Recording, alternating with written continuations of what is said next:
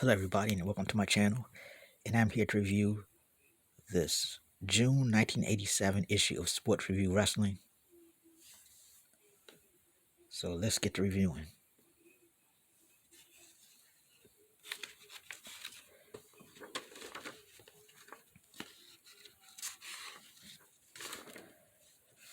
Always a table of contents. Got an ad for the Lords Pro Wrestling Illustrated's Lords of the Ring and Pro Wrestling Illustrated's Ringmasters. I think they said these were the first two wrestling videos ever made.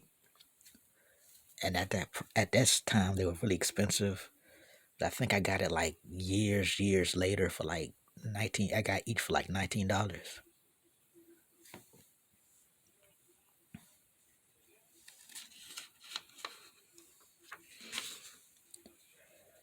Mailbag. Some fans of the Rock and Roll Express and some ladies that are fans of Hercules Hernandez. Yeah, Hercules doesn't get the credit he deserves. You know, he was a really good talent.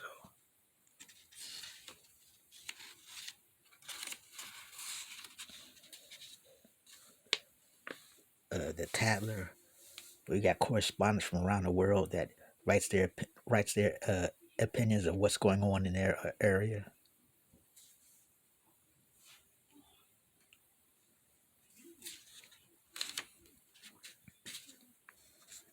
The Inquiring Reporter. This is where the magazine will ask a question, then the fans will write in their answers.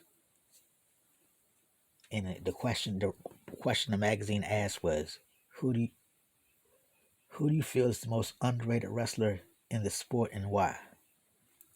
And the one person here answers Arn Anderson. One person here answers Coco Beware. One person answers Brutus Beefcake. And somebody says Hulk Hogan. So different opinions, but yes, Arn Anderson was very underrated. I think Coco Beware is underrated. Even Brutus Beefcake was underrated, actually. Scrapbook, where this magazine takes you back to the years past, and it starts from May and June of 1967, and it talks about Bruno Sammartino's match with Gorilla Monsoon, and talks about a guy named Tex McKenzie being the most improved wrestler in the promotion in 1967.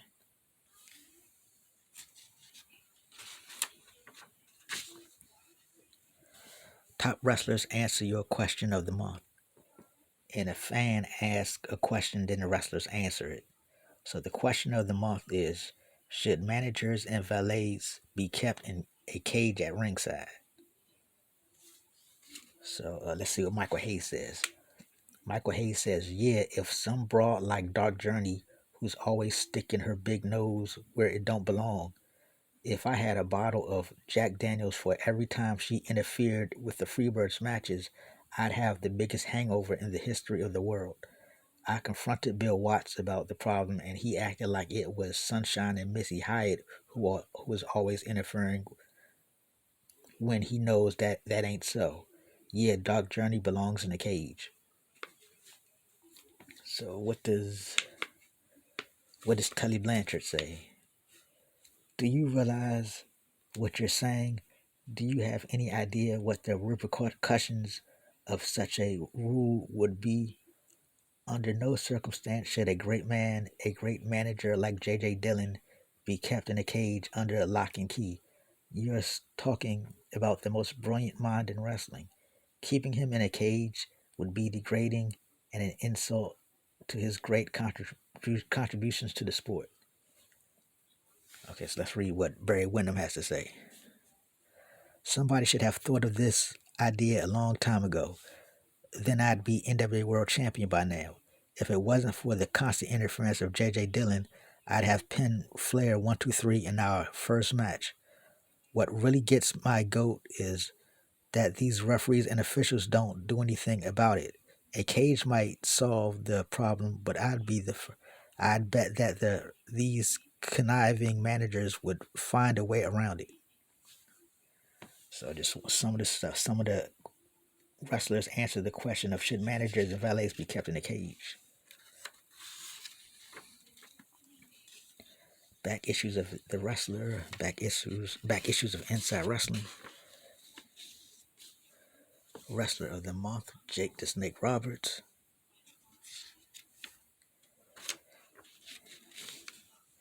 Back issues of Sports Review Wrestling. Interview with Jimmy Garvin. And he's talking about reuniting with Ronnie Garvin after Jim Cornette threw fire in Ronnie's face. So he's talking about getting revenge against Jim Cornette and talking about Ric Flair after Ric Flair talked bad about Precious.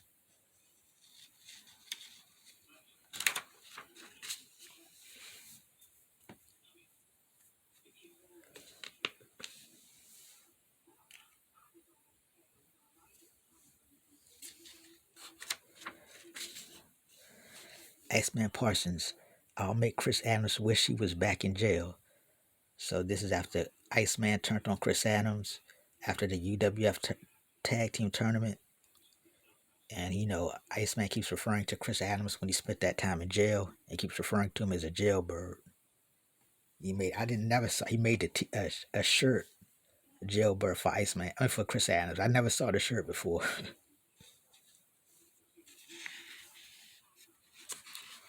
Yeah, Iceman is another person that's really underrated, really good wrestler.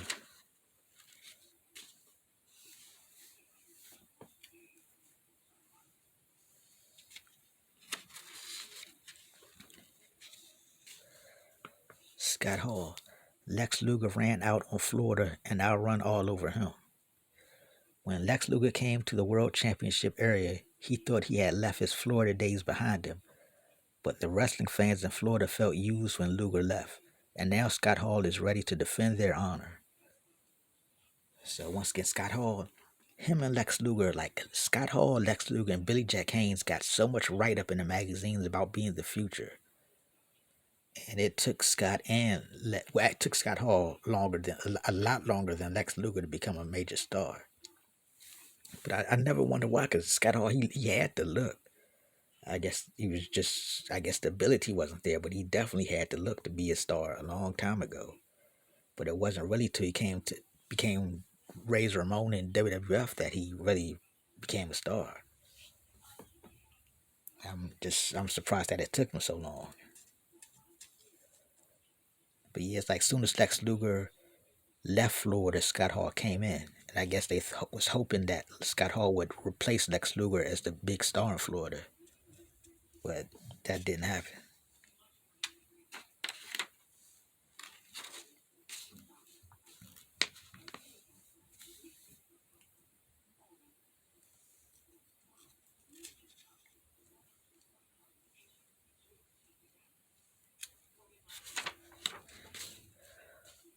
Hulk Hogan versus Andre the Giant, the war that's bigger than both of them.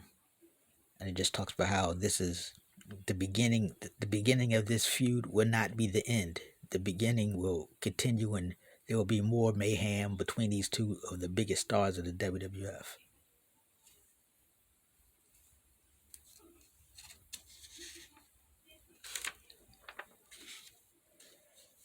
A history of the WWF World Title. During its 25-year history, the WWF World Championship belt has been worn by some of the greatest stars of wrestling. In this Sports Review Wrestling special section, we present a pictorial look at the revered title. And of course, it shows Bruno Sammartino beating Buddy Rogers in 48 seconds.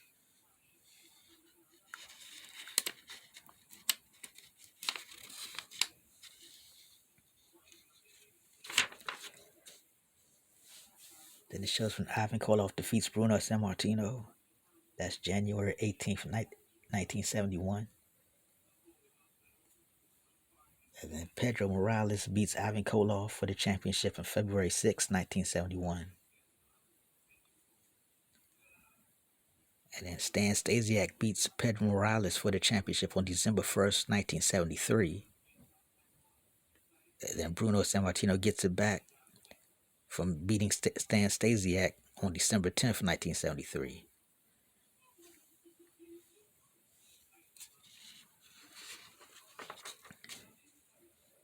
And of course, superstar Billy Graham beats Bruno Sammartino on April 30th, 1977.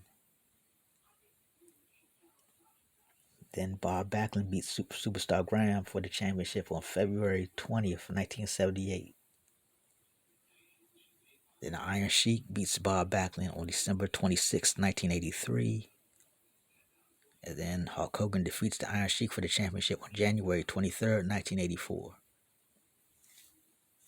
Once again, just all of these classic pictures, all these historical pictures that Pro Wrestling Illustrated has, and they're not doing anything with them nowadays. I don't know where they're at, but they just have all of these pictures. You think they would put out a picture book or something with all of these pictures. 45 years, even longer than that actually, of just cool wrestling pictures that they're not doing anything with right now. They lose now, they missing out on money because they can make some money off that.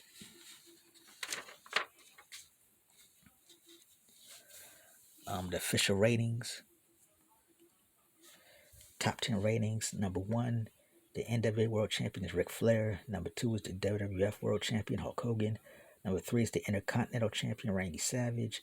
Number 4 is the U.S. Champ Nikita Koloff. Number 5 is Ricky Steamboat. Number 6 is Barry Windham. Number 7 is the AWA World Champion Nick Bockwinkel. Number 8 is the World Class Champion Kevin Von Erich. Number 9 is Lex Luger. And number 10 is Steve Williams. Top tag teams. Number 1, the Road Warriors. Number 2, the WWF Tag Team Champions, the Hart Foundation. Number 3, the NWA World Tag Team Champions, Manny Fernandez and Rick Rude. Number 4, the AWA World Tag Team Champions, the Midnight Rockers. Number 5, Rick Martel and Tom Zink. Number 6, the Rock and Roll Express. Number 7, the U.S. Tag Team Champions, Barry Windham and Ronnie Garvin. Number 8, the UWF Tag Team Champions, Terry Taylor and Chris Adams. Number 9, the Midnight Express. Number 10, the World Class Tag Team Champions, the Fantastics. Let me just actually go over the top 10 UWF rankings.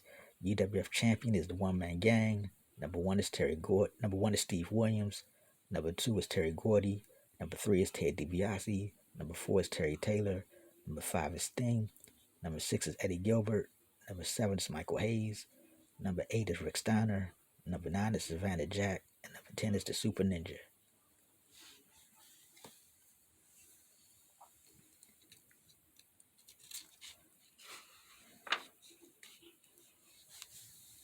The ratings analysis, continuation from the Hogan vs. Andre story.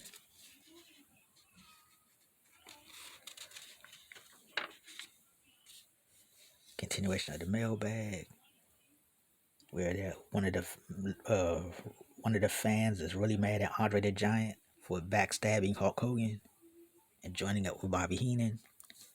And there's another fan who really loves Ricky Steamboat. He says Steamboat is the best.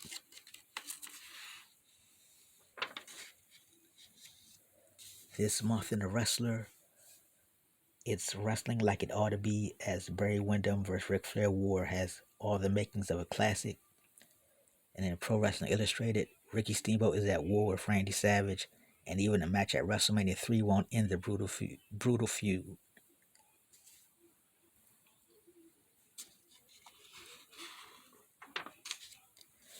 Continuation of the mailbag, where a fan is not a fan of Iceman King Parsons. And another person talks about the reunion of Jimmy and Ronnie Garvin.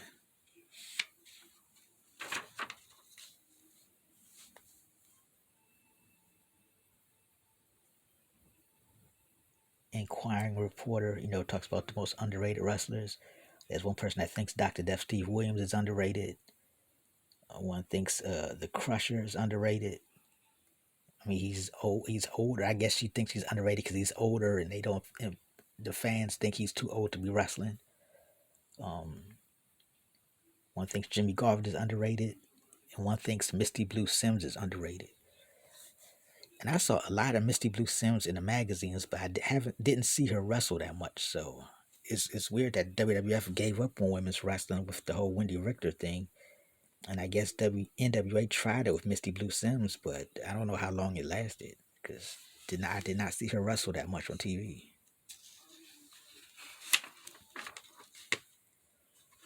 The Tatler talks about rumors about Missy Hyatt making her move to the WWF.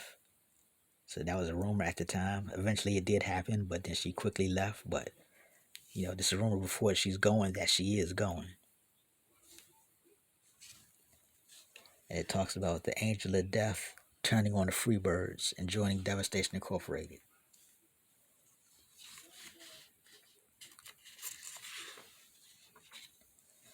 Continuation of Scrapbook. They talk about things from May and June of 1972.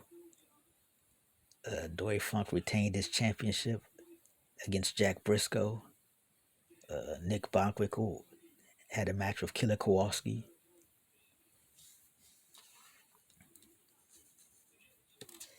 Mr. Fuji and Professor Tanaka held the World Tag Team Championship for a time in 1972. They won the belts from Chief Jay Strongbow and Sonny King.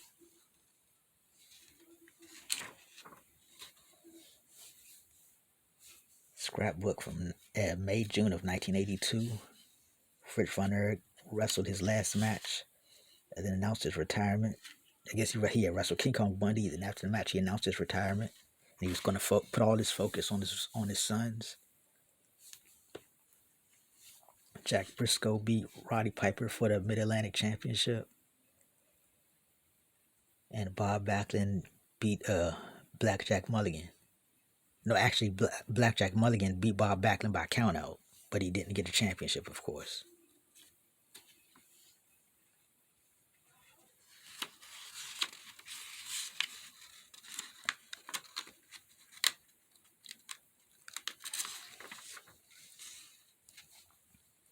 Continuation of the Scrapbook.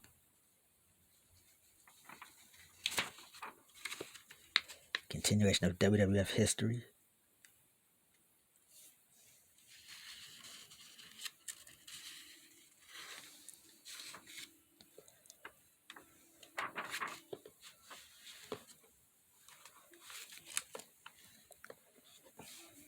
This has been a review of the June 1987 issue of Sports Review Wrestling.